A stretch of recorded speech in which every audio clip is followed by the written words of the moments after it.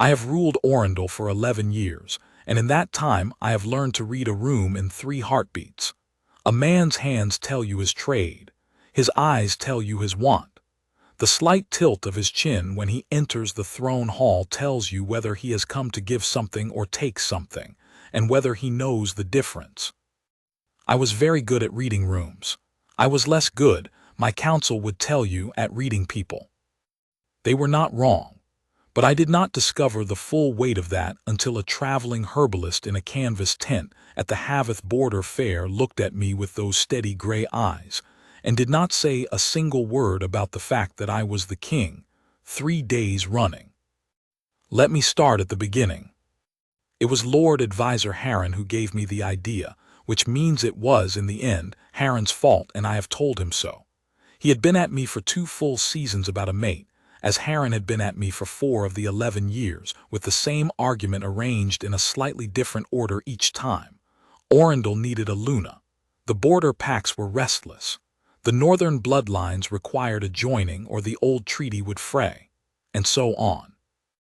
I had listened to him, as I always listened to Harren, carefully and without moving, and then I had dismissed his candidates, as I always dismissed them, on the grounds that every woman Harren brought to court arrived already performing. That is the word I used, performing. Harren had stared at me.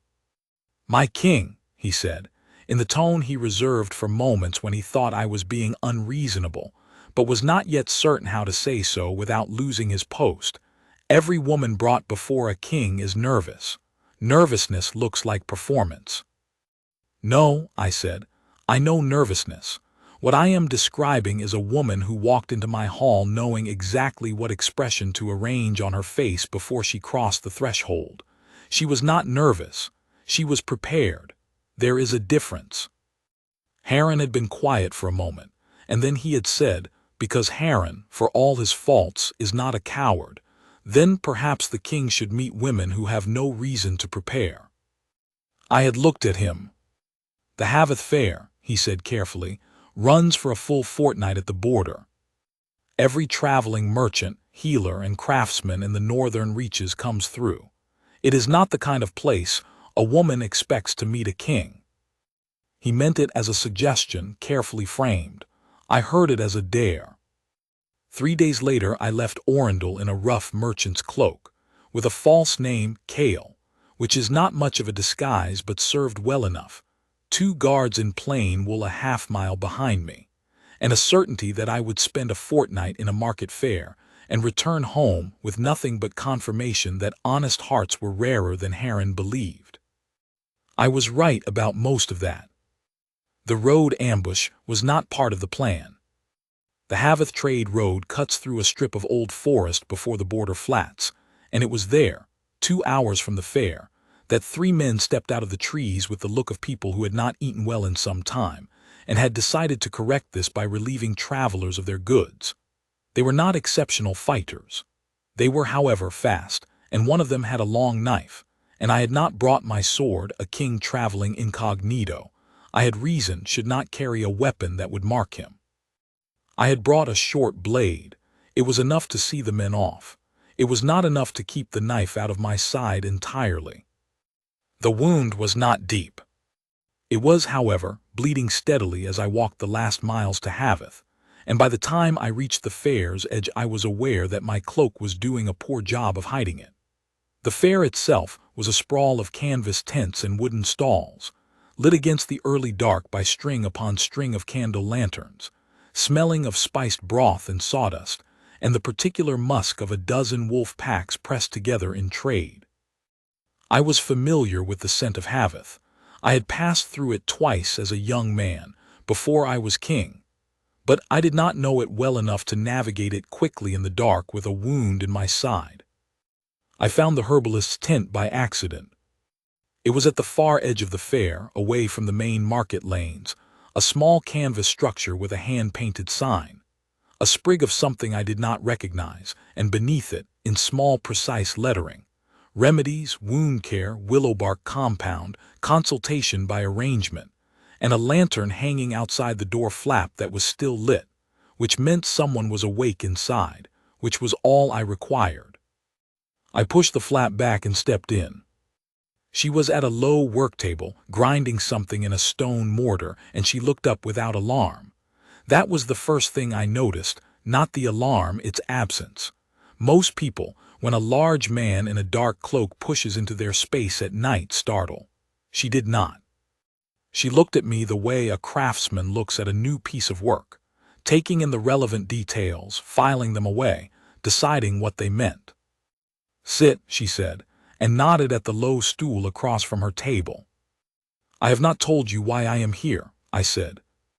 "You are listing to the left," she said, "and your cloak is darker on the right side than the left, which means you are wet on the right side, which at this temperature of night means it is not rain." She set down the mortar. "Sit." I sat. Her name was Senna. She told me this when I asked, midway through the cleaning of the wound, while I was occupied with not demonstrating that it hurt. She said it the way she said most things, evenly, without flourish, without the slight uplift that tells you someone expects their name to mean something to you. It did not mean anything to me then. It would later mean everything. "And yours," she said. "Cale," I said. "I'm a merchant, wool and dried goods, Northern Territory." She applied something to the wound that stung sharply and then cooled, and said nothing about the merchant story, which I had expected her to at least nod at. She wrapped the wound in clean linen, efficient and practiced, knotted it precisely enough that I knew she had done it many times, and then she said, "The third laneway has 2 proper surgeons if the wound deepens. I will check it tomorrow morning if you are still here." "I will be here," I said. "Then come at first light," she said, and returned to her mortar, which I understood to mean the consultation was finished. I paid her more than she had asked.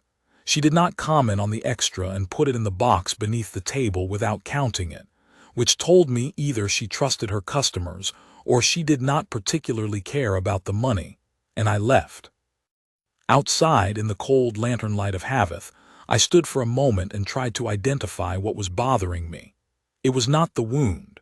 It was something about the way she had looked at me when I walked in, that brief, precise, filing away look, and the fact that she had said nothing beyond what was necessary. Most people say more than is necessary. The silence had a shape to it that I could not quite name. I found the lodging house my guards had arranged and went to sleep, and told myself it was the wound that was making me slow. In the morning she was already at her work table when I arrived. The tent was busier than it had been the night before, a woman with a child on her hip waiting near the door, an elderly man seated on the other stool examining his wrapped hand, and Senna moved between them with the same unruffled economy, finishing with the man's hand, speaking to the woman in a low voice that I could not fully hear, and then turning to me with a look that said she had been aware of me standing in the doorway for some time. "Sit," she said again. "You say that a great deal," I said. "People tend to hover," she said. "It is not useful." She unwrapped the wound, examined it, rebandaged it with fresh linen, and told me it was clean and I was not to open it by doing anything strenuous. I told her I had very little intention of anything strenuous at a market fair. She looked at me, a sideways look, brief, and said, "Good." I did not leave immediately. I told myself it was because the morning was cold and the tent was warmer than the lanes, which was true. I stayed for half an hour, watching her work. She had, in addition to the mother and the old man, a boy who had burned his forearm on a cooking brazier and a wolf-pack guard who had wrenched his shoulder in a training fall, and she moved through all of them with the same even-handed quiet, no urgency, no performance of calm, simply calm itself, which is a different thing entirely. The burned boy she gave something sweet to eat while she wrapped his arm, not making a production of the kindness, just handing it to him. The guard she had sit and talked him through how to roll the shoulder without aggravating the injury, and when he reached for his coin purse, she waved him off. "Market guard," she said. "Yes," he said. "Then we will call it even," she said. "I may need someone to carry a crate later." The guard went out grinning. I watched this. I stayed another half an hour and then went out into the fair to do the things a wool merchant would do, which was to say, I walked the market lanes and thought about what I had seen. On the second day it started.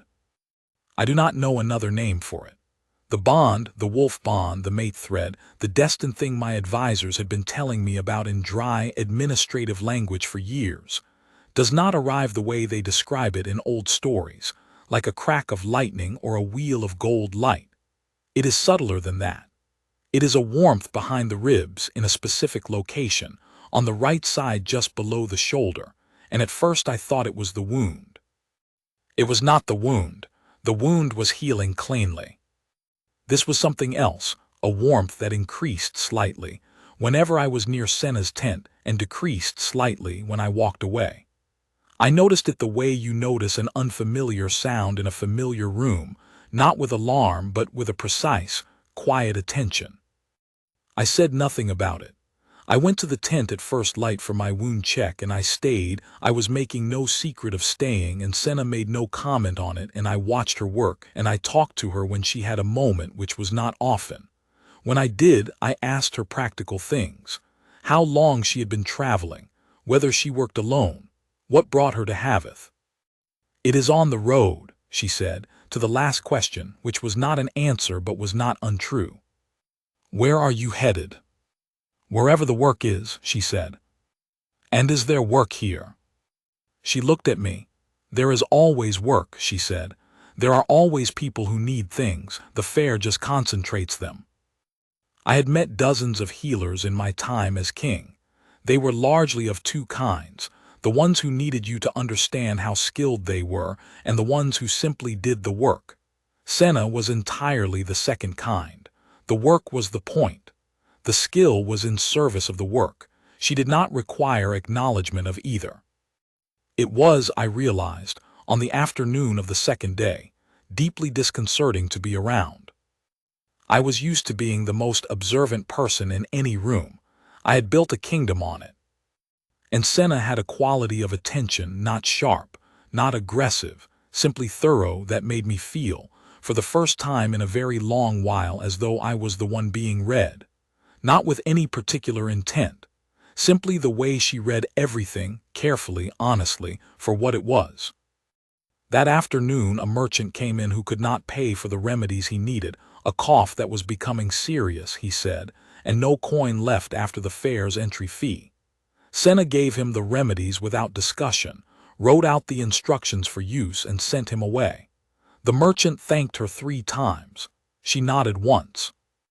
After he left, she went back to her work table without a word about it. I said, "You do that often." "When it is needed," she said. "You could charge what you like in a fair this size," I said. "There is no competition at this end of the market." She looked up at me. Not a reprimand, she was not that kind of person, but a thoughtful look, measuring something. "I charge what the work is worth," she said. "And I charge what people can afford, and when those two numbers do not match I find a way to manage." A pause. "I am not here to become rich. I am here because this is what I do." "What if someone could offer you a great deal more than you are earning here?" I said. It was a test. I knew it was a test as I was doing it, and I knew it was a shabby kind of test, the kind you give someone when you want to catch them in an honest moment. But I had been testing people for 11 years and the habit was deep. She looked at me for a moment. "A great deal more," she said. "In exchange for what?" "Changing what you do," I said. "Working for a single patron, a fixed post somewhere, security." Senna set down the mortar. She considered the middle distance, and I could see her turning it over, not the money, not the security, but the thing underneath the offer, which was the question of what she would have to stop being to take it. "No," she said, "thank you." "Why?" I said. "Because the work is the work," she said. "It does not change depending on the patron, and I would rather do it freely than correctly." She picked the mortar back up. "Is there something else you need, or are you well enough that today was the last visit?" "I will come tomorrow," I said. She nodded. Neither of us said anything further about it. Outside, I stood in the lantern light of Haveth and was aware, with a precision I found uncomfortable, that the warmth behind my ribs had shifted, moved up, slightly, closer to the center of my chest, and was not going anywhere. That night I sent a message back to my guards, who were maintaining the fiction of a camp on the road with admirable patience. Stay another week. Harren, when he eventually read this message, would not be surprised. He had always understood my pride better than I had. On the third day, the morning visit turned into an afternoon. I was not hovering, I was helping or trying to. Senna had a delivery of dried herbs arriving at the east gate and needed someone to carry crates, and when the market guard from the day before did not appear, she looked at me with the directness that I had come to understand as her particular mode of assessment, and said, "Can you carry weight without aggravating the wound?" "Yes," I said. "Then come," she said. We spent 2 hours at the east gate and back, moving crates through the fair lanes. I am not small, I am, in the polite language of my court, a physically substantial man, which is to say that carrying crates was not difficult for me, and the wound had sealed cleanly enough that it was more inconvenience than impediment. What was not small was the amount Senna could carry relative to her size, and the efficiency with which she directed the whole operation, including managing 2 gate guards who initially questioned whether a traveling herbalist had correctly filed the import paperwork, which she had, in triplicate, with a copy folded precisely in her belt purse, which she produced with the calm of someone who has been questioned by gate guards before and has decided to be only as annoyed as is useful. By the time we returned to the tent and had the crates sorted, it was mid-afternoon and she was, for the first time in 3 days, slightly out of breath, not from exertion but from the pace of the day, I thought. She sat down on the low stool for a moment and stretched her neck. "You manage a great deal alone," I said. "I have managed alone for some time," she said. "Is that a preference or a circumstance?" She looked at me sideways. "Both now," she said. "It was a circumstance first." I waited. She did not explain further, and I did not press, partly because I had learned in 3 days that pressing with Senna produced nothing she had not already decided to give, and partly because the warmth behind my ribs had, at some point during the crate carrying, settled into something so steady and so specifically located that I could no longer tell myself it was the wound. The mate bond, I had read about it. My father had described it to me once, briefly, in the way men of his generation described anything emotional, as a fact baldly stated with no sentiment attached. "You will know her," he had said, "because your wolf will know her first, and it will feel like something you had forgotten and are only now remembering." My father had died when I was 20, and I had filed the description away and not taken it out again. Now I took it out. "Something you had forgotten, and are only now remembering." Yes, that was close enough. I watched Senna on the stool, her head tilted back, her hands loose in her lap, and felt, with the particular precision of a man who has spent 11 years reading people, that she knew something she had not said. Not about me, or not only about me. About this. About what was moving in the space between us. She opened her eyes and found me watching her. "You look," she said carefully, "like a man who has just understood something." "I may have," I said. "Is it useful?" she said. "I'm not sure yet," I said. She nodded, as though this was a reasonable answer, and stood up and went back to the work table. That evening, an hour before dark, she said she needed to rebind my wound one more time before I went out. The activity of the afternoon had loosened the wrap slightly. I sat down. She unwound the old bandage, checked the wound in the lantern light, clean, good color, knitting well, and began to apply the fresh linen. I do not know what made her lay her hand flat against my side before she knotted the bandage. I think it was habit, the way healers sometimes press a wound to test the heat of healing. Her palm went flat against my ribs, and I felt the warmth beneath her hand meet the warmth that had been building behind my chest for 2 days. And then She went completely still. I felt it too, a flare, sudden and gold, the bond igniting as though it had been waiting for exactly this much contact and not a heartbeat less. And I heard, faintly, the sound my wolf makes when it recognizes something. Not a howl, not a surge, but a long, quiet exhale, as though it had been holding its breath for 11 years. Senna's hand was motionless against my ribs. I could see, in the lantern light, the mate mark appearing on the inside of her wrist, not appearing gradually, not building, but blooming gold all at once, as though it had always been there and only now had enough light to be seen. Neither of us spoke for a moment. Then I said carefully, "Are you afraid?" She was quiet for 3 heartbeats. Then she said without looking up, "No." "What are you?" I said. A pause, surprised, she said, and not surprised. She turned her wrist slowly, looking at the mark. "I have felt it for 2 days," she said. I thought. She stopped, reconsidered. I did not know what to call it. I did not know what to do with it. My chest was very full of something I did not have a precise name for, and I had 11 years of practice in keeping things I did not have names for from showing in my face, and I was failing at it. I could feel that I was failing at it, which had not happened to me in a very long time. "What did you call me?" I said. "In your own mind, what name did you give me?" She looked up at me then. Gray eyes, steady and entirely calm, and in them not surprise, not fear, but a particular quality of honesty that I had been watching for 3 days and had known was there, precisely because it was never performed.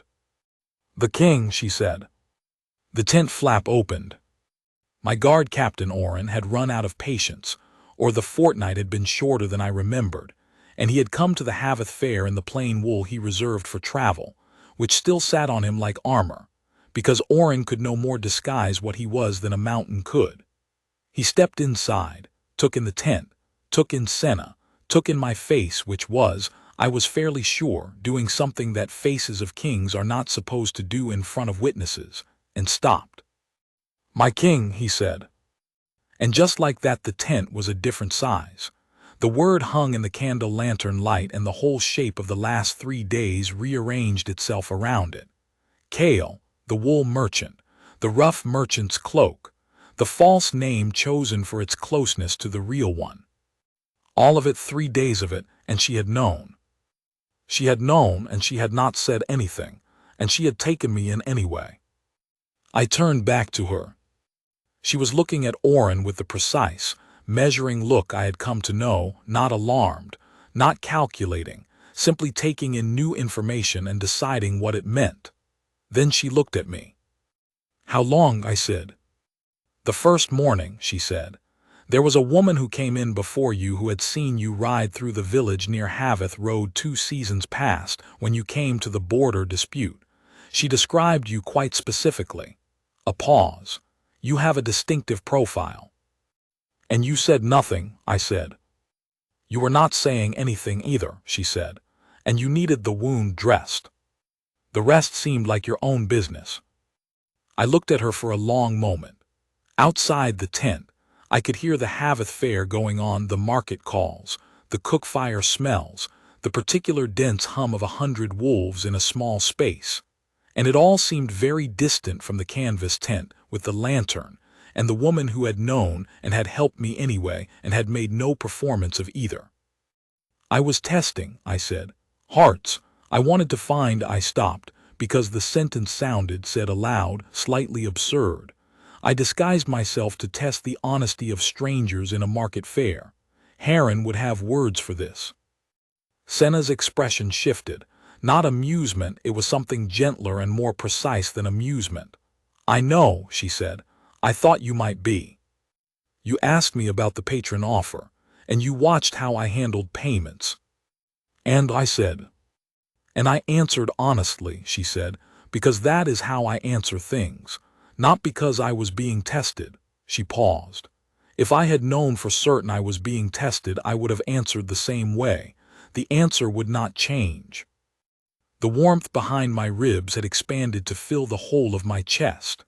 "My wolf, which had been quiet and certain for the last hour, made that sound again. The long exhale, the settled weight of something recognized. "Senna," I said. "Yes," she said. She was already looking at me with that gray-eyed steadiness, and I understood that she had understood what I was about to say and had answered the question before I asked it, which was, perhaps, the most accurate summary of the last 3 days that I could have offered. "Come home with me," I said, "to Orindal, as my fated mate, as my Luna."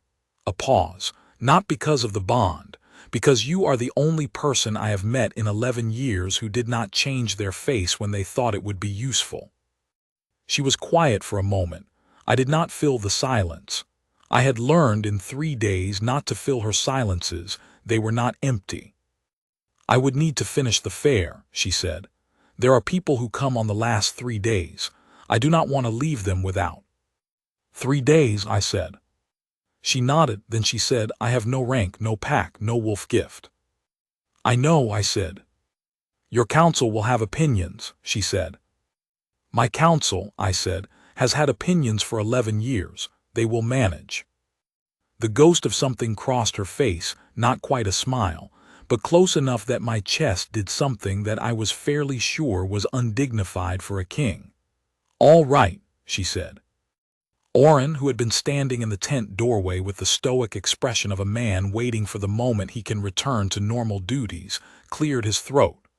"My king," he said, "there are fair guards at the lane who have been told by someone that there is a—" he paused, clearly selecting words, "that there is a scene happening." I had forgotten about the tent flap opening. The tent flap opening, in a fair this size, with a guard captain saying "my king" in a carrying voice, had consequences. I stood and put on the merchant's cloak, a futile gesture at this point, but habitual, and walked out into the Haveth Fair lane. There were, in fact, quite a few people in the lane. The word had traveled fast, as words do in a market fair where there is nothing more interesting happening than commerce. Fair guards, a cluster of merchant stall holders from the nearest lanes, 2 pack wolves who had been passing and stopped, a considerable number of travelers who had nowhere particular to be at this exact moment but had found one. They were all looking at me with the expression of people who had been told something and were deciding whether to believe it. I pulled the merchant's cloak off and handed it to Orin. There is a particular quality that 11 years of kingship gives you in a moment like this, a stillness, a weight, a way of standing that does not require an announcement. The lane went quiet. Not silent, there were still the sounds of the far fair, but the immediate crowd quieted, and the fair guard straightened, and the 2 pack wolves exchanged a look. "Kalen of Orindal," said Orin beside me, in the voice he reserved for formal occasions. I heard the murmur move through the crowd.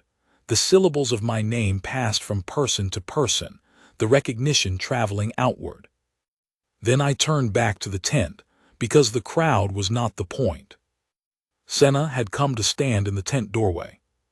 She had not changed her expression, which was, in a lane full of people doing very loud things with their faces, remarkable. She looked at the crowd with the same measuring attention she gave everything, and then she looked at me. 3 days, she said. 3 days, I agreed. The fair guards at the edge of the crowd were watching me. The merchant stall holders were whispering to each other. One of the pack wolves, a gray-coated male who I recognized, after a moment, as a border pack third, a man named Ussum from the Haveth garrison pack, had the expression of someone doing rapid internal accounting of what he had said about the traveling herbalist in the last 3 days, and whether any of it would come back to him. I had heard one of the Fairlane merchants, the morning of the 2nd day, refer to Senna's tent as the ragpicker's stall, a dismissal of her lack of fixed location and her willingness to take payment in kind as well as coin. I had filed it at the time. I looked for the merchant now and found him, a heavy-set man selling dried spices 3 stalls up, currently trying to be smaller than he was, with moderate success. "The herbalist Senna," I said, to the lane in general, and my voice had the volume and tone it had in the throne hall, which was to say it was the kind of voice that did not need to be raised to be heard, has provided this fare with her skill for a fortnight. She has treated your guards, your merchants, your families, and your wolf wounded without complaint and without cheating, and on a significant number of occasions without charge when charge would have been hardship. I paused. She is my fated mate. She will return with me to Orindal as Luna of the kingdom. Another pause. I trust this is not a difficulty for anyone. The lane was very quiet. The spice merchant had succeeded in becoming somewhat smaller. Usum, the border pack third, made the wolf bond gesture, a closed fist pressed to the chest, which is the gesture you make for a king's announcement, and which the pack wolves around him copied, which meant that the fair guards copied it, which meant that the whole lane, after a moment's hesitation, had their fists pressed to their chests. It was not the grand throne hall ceremony my council would have preferred. There was no ceremonial dress, no formal pack assembly, no bonding ritual with witnesses prepared in advance.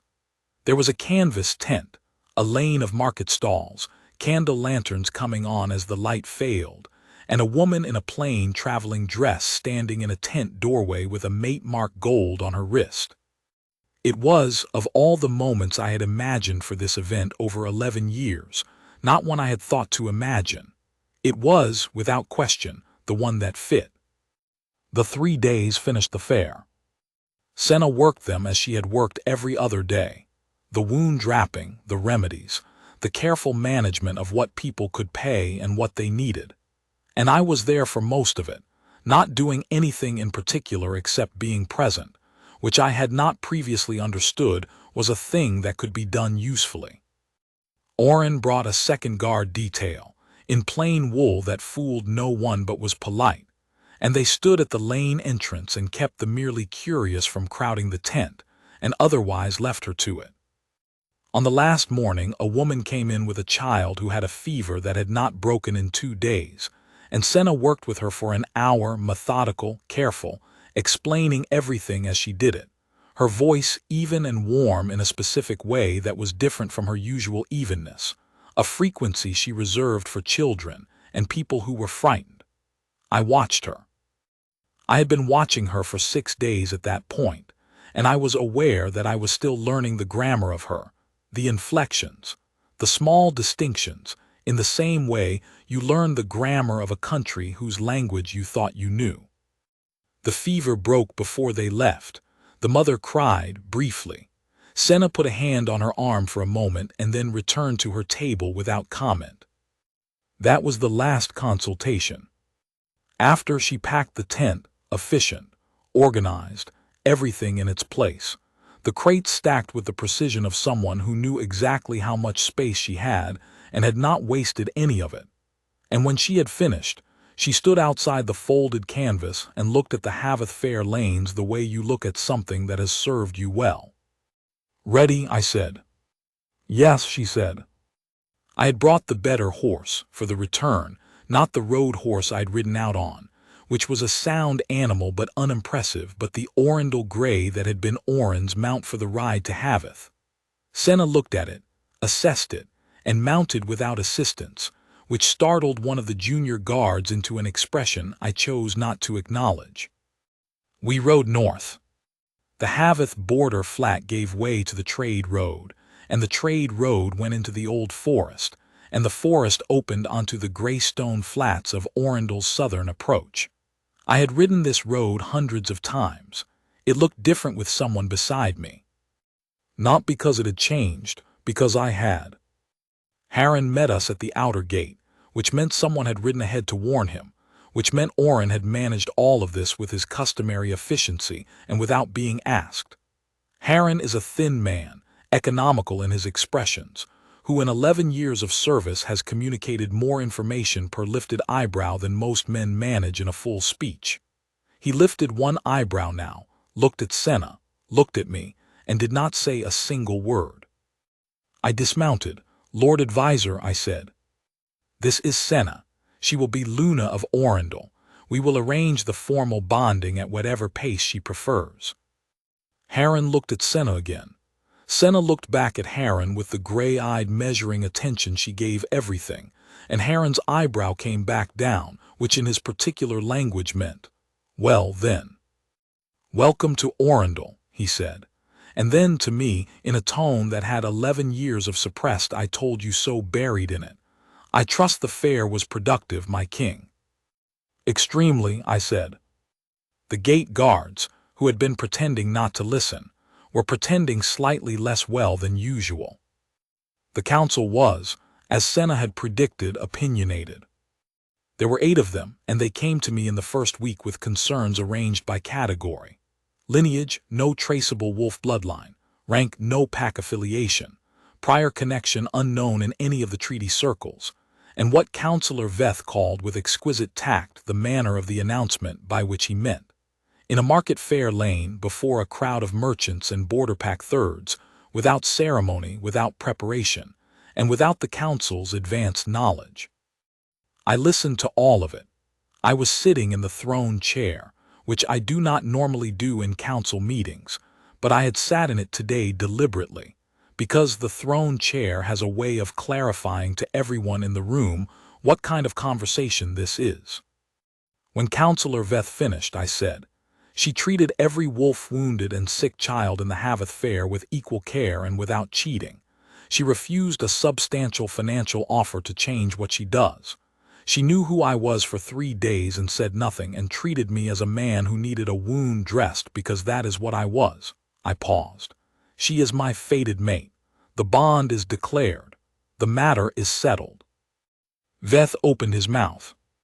"If you have practical questions about the bonding ceremony, the housing arrangements, or the integration of her work into the kingdom, which is to say, establishing a properly equipped treatment facility for her, staffed to her specification, I am prepared to discuss all of that at length," I said. "If you have an objection to the mate herself, I would ask you to consider carefully before you say it." Veth closed his mouth. Haran, who was sitting at the far end of the table with the expression of a man attending a performance he has already seen but is happy to watch again, did not say anything at all. The formal bonding was quiet, as Senna preferred things. We did it in the great hall on the 14th evening after our return, with the household, the council, and the senior pack guards as witnesses. Senna wore a deep gray dress, her color, I had learned, preferred for the same reason she preferred any tool. It served the purpose without requiring attention, and she walked into the great hall with the same unhurried steadiness she brought to everything. She did not look at the crowd, she looked at me. I had asked her the night before if she was nervous. "No," she said, and then after a moment, "Are you?"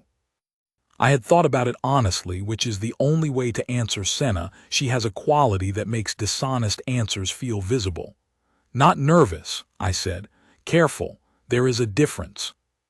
She had looked at me for a moment and then said, "Yes, that's right." And the way she said it, not as agreement, but as recognition, as though I had said something she had known and was glad to hear, settled something in my chest that had been very slightly unsettled since the tent, since the mark, since the king, and that I had not named because I had been waiting to be sure. I was sure now. The bonding words are old, wolf-pack formal in the oldest register, not used outside ceremonies, and they name the pair and name the bond and name what the bond means. Chosen and destined, claimed and cherished, mate to mate, life to life. I had heard them said at other bondings and found them in the abstract simply words. Said now in the great hall, with the mark gold on her wrist and my wolf steady and certain in my chest, they did not feel like words. They felt like a grammar I had always had, and had never been taught to read. Senna said her half of them clearly and without faltering. She had read the old language. She had asked for the text 2 days before and had memorized it, which was entirely characteristic of her, and which I found I had to work to keep off my face while she said it. When she was done, she looked up at me, and there was something in her eyes that was not quite the measuring attention she gave the world in general, something warmer and more specific, directed at me with a precision that made the great hall feel, briefly, like a very small space. I put my hand over her wrist, over the mark. It flared gold. The hall did what halls do in that moment. The pack guards made the chest gesture. The council members bowed their heads. Harren lifted his eyebrow in what I had come to understand was his version of emotional expression. And then the evening moved into the meal and the warmth, and the particular feeling of a thing that has arrived finally and correctly. I have been trying since to identify the moment I understood what had actually happened at Haveth. It was not when the bond flared in the tent. That was the moment the bond named itself, which is a different thing. The understanding came later, I think on the second evening back in Orindal, when I was in the throne room reviewing the border trade paperwork that had accumulated in a fortnight, and Senna came in to ask where the supply room was because she had been allocated a treatment room in the East Wing, and it did not have adequate. I had stopped listening briefly because she was still talking in exactly the same way she had talked in the tent. The same pace, the same precision, the same complete absence of any adjustment for the audience. She was talking to the king of Orindal the same way she had talked to Kale the wool merchant, which is to say, as a person, about a practical matter for the purpose of resolving it. I had set down the paperwork and taken her to the supply room and answered all the questions about the East Wing treatment room, and on the way back she had said, not as a question, not as a probe, simply as an observation, "You look like you are thinking about something." "I am," I said.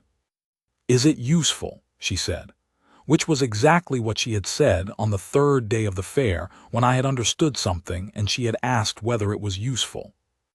"Yes," I said, "I think it is." She nodded and went back to the East Wing, and I went back to the paperwork, and I sat with the thing I had understood and let it settle. I had gone to Haveth to test hearts. I had walked into a canvas tent and spent 3 days testing hers, the offer, the watching, the merchant's cloak, the whole careful machinery of a man who has spent 11 years not trusting what people showed him. And she had known from the first morning and had let me run the test anyway, and had answered everything the same way she always answered everything. Honestly, because that was how she answered things, not because she was being tested. The test had not been mine to give. The test, if there was one, if destiny runs tests, which is not a thing I previously believed, had been hers, and I had been the one sitting in it. And she had, apparently, decided I passed, not for the crown or the warmth of a fixed post, but for the same reason she let the market guard off the payment. He was guard, she was healer, they both had work to do, call it even. I thought about this for a long time in the throne room with the border trade paperwork, and the great hall going warm and quiet around me, and my wolf settled in my chest the way it had not settled in 11 years, like something given back. It is 3 months now since Haveth. The East Wing treatment room is, by general agreement among the household, the best organized room in Orindal, and Senna has trained 2 of the younger pack guards in basic wound care, which has reduced the number of minor injuries that reach the healer's hall and pleased the head healer beyond expression.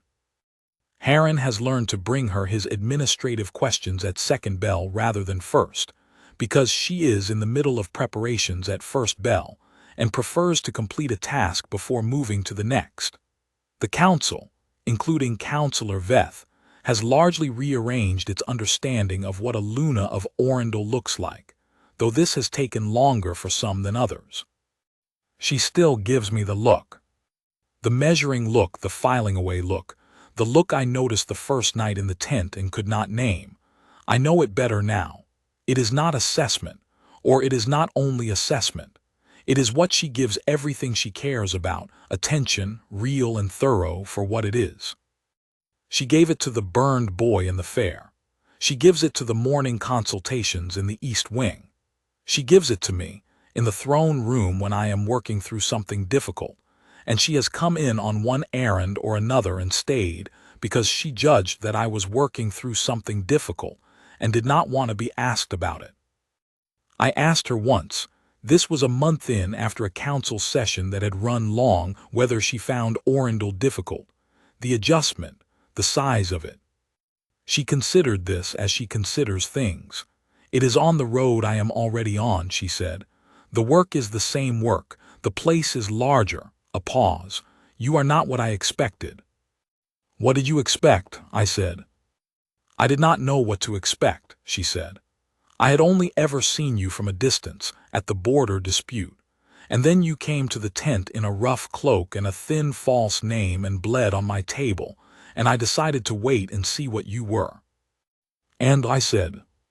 She looked at me with the gray-eyed steadiness that had by now become the thing I looked for in a room, the fixed point, the true north of a space. Careful, she said. You said it yourself. There is a difference. I had, it turned out, been right about one thing and wrong about another. I was right that honest hearts are rarer than Heron believed. I was wrong that Haveth would prove it. Haveth gave me one honest heart, one woman who knew who I was and sheltered me anyway and kept her own counsel about it and answered my tests with her ordinary truth and waited with great patience for me to understand what had already been decided. The relic, the bond, the mark, the wolf's long exhale had known before either of us said a word. It had simply been waiting for her hand against my ribs and enough lantern light to show what was already there. She was always the answer. The test knew it first.